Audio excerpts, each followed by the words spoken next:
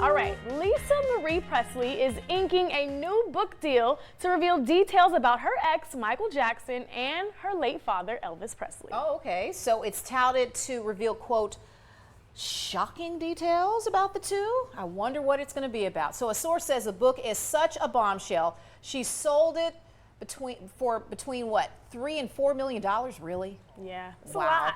Now, many of you may know that Lisa Marie was married to the king of pop for 2 years before splitting. And in 2010, she critically told Oprah, we all may remember that interview, that there was a profound moment in her marriage where she said Michael had to make a decision. Okay, so there's no word on the release date for this book, but you know, that particular interview, especially that she had with Oprah, a lot of people were like, right. Right. Really? They had this interview, I think it was back in England. It wasn't even here in the U.S. And she was saying some really sensitive information. Yeah, and I think the biggest question people had was this a publicity stunt or was this actual love? And she goes, yeah, it was real. And folks are just like, really? We don't know. And now that it's been 10 years since Michael has passed, it's been 10 years. So we're, I guess this is going to be a hot seller for sure, because we'll be interested to see what she writes in this book. Absolutely. I'm ready to grab it. All right. Now, next time that you are starving at home with no food in the house, you may want to think twice about, driving to the restaurant instead of having someone deliver it to your house. Okay. Here's the deal. A new study says 28% of drivers hired by those apps that you use admit to taking food from the deliveries. Oh! Ew. That's more than half of 54% who say that they've been tempted to do so because it smells so good.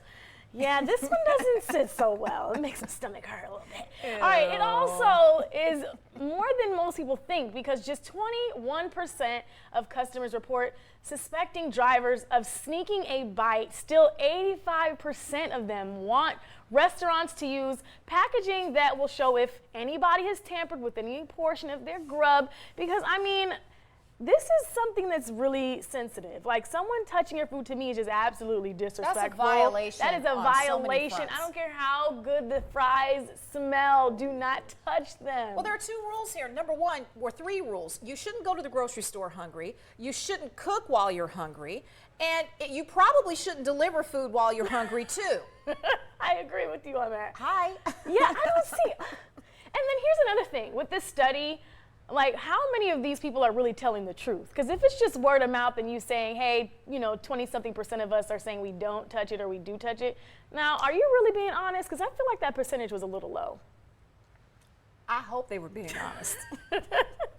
All right, so the Beatles has a song, and it's called Can't Buy Me Love. And J-Lo also sang Love Don't Cost a Thing. And that may be, modern day dilemma for a lot of millennials. Okay, here's why. According to a new survey by the dating site Match, 30% of millennials feel that their financial situation is holding them back from pursuing a relationship. Hey, you know what? That might be the case. Basically, dating is just too expensive. Now, I can understand that one. It's partly because many of them are fighting an uphill battle financially when it comes to dealing with student debt and paying bills and rising living costs that many of us can relate to. And in addition to that, some experts told USA Today courting rituals have changed. The first dates have become more elaborate and potentially expensive. But I can kind of get where they're coming from, but there's this pressure of trying to do so much to impress someone, and then you're not being real with that person. It's okay. And then the restaurants. Some folks are very picky about which restaurants they would be willing to go to for a first date. And I think a lot of the times that people assume that either, the woman or the guy may want to eat at these fancy places, and sometimes we're cool with just going to something that's, a little bit more casual and nothing that's too crazy. And it should be just relaxed because you're still getting to know that person. So would you say on the first date that people should go Dutch? Would you say that it's like you should pay for yourself on the first date? I'm not going that far. Would you say that whoever initiated the date should pay? Yeah, if they invited you? I agree with that. That's fair, but still being flexible as to what the date entails. Okay. It doesn't have to be much. You're just wanting to spend time with that person and getting to know that person. Yes, absolutely. Getting to know them. It has nothing to do with the cost. All right, now a school district in Nevada decided to rethink bathroom designs with a newly constructed elementary and middle school. Check this out.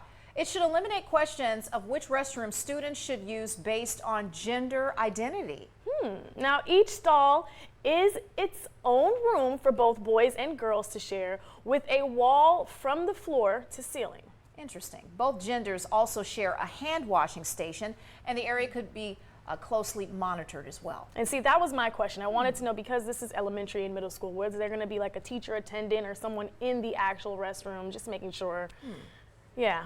Well, you know, out along the West Coast, you know, everyone probably they're more open to trying different things that many times can be controversial, I think. Right. So it will be interesting to see how, if this idea moves over to the rest of the country, how it's received.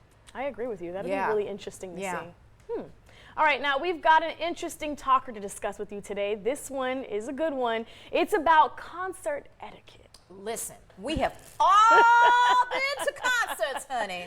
Yes, we have. Sitting, standing, they're both an option regardless of where your tickets put you. So we are discussing this. We want to know, should you stay seated at concerts or should you stand up regardless of the ticket you bought, whether it's general admission, whether it's standing only? What is the proper etiquette when it comes to concerts? Because I know, like you said, we've both been to all these events. What I would say is my biggest pet peeve is when people are on like a person's shoulders. I feel like that's beyond standing. Yeah, pay attention. I like to, when I go in, I want to pay attention to who's around me, make sure that I get there early enough so I can strike up a quick conversation or just kind of get the vibe around me. You don't want to go to an opera event and stand up like you're at a gospel concert or seeing a rock concert, alternative music or jazz or something like that. You know what I mean? So you just want to be aware of your surroundings. I make a point of getting good tickets. I pay for a great experience, so I make a point that I'm going to be closest to the aisle so no one has to pass over me a bunch of times and move around. And if I need to jam, I can go into the aisle and see, right there where the seats are. I also never like to interrupt someone enjoying the moment of being at these concerts. So if I can see around, I tend to not say something, but you know, sometimes, you know, the top flight security, they may, you know, get in there and say what they got to say to make sure everybody is all on the same, you know. It pays to get the best seats just that you get can. Good seats, yeah. Or if you like me, just, you know, look around them. All right, now personalized style could be yours with the click of a button. We're talking about this coming up, taking a look at some apps that could help you with your wardrobe.